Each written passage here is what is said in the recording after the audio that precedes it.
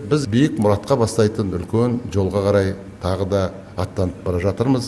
Алдымызда ауқымды келістер тұр. Кейбір мемлекеттер бүгінмен өмір сүріп жатса, біздің президентіміз ең дамыған көшбасшы елдердің қатарына бастап келе жатыр. Оған біз қашан және қалай жетеміз? Біз тек әділет салтанат құрған кезде ғана жетеміз.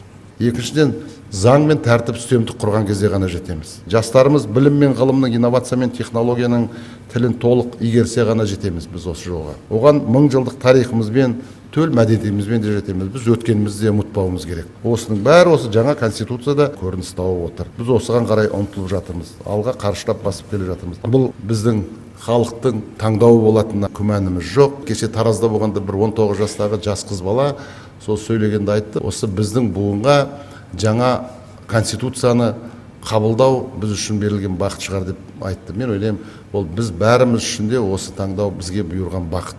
Жаңа конституция қабылдау алдағы жақсы, жайлы өмір халқымызға сыйлайтын, егемендігімізді нығайтуға, тәуелсіздігімізді күшейтуге бағытталған елдік іске атсалысып, дұрыс таңдау жасаңыздар. 15 наурыз күні барлығымыз сайлау учаскесінде кездесейік. Тағы да сіздерге рахмет. Аман сау болыңыздар.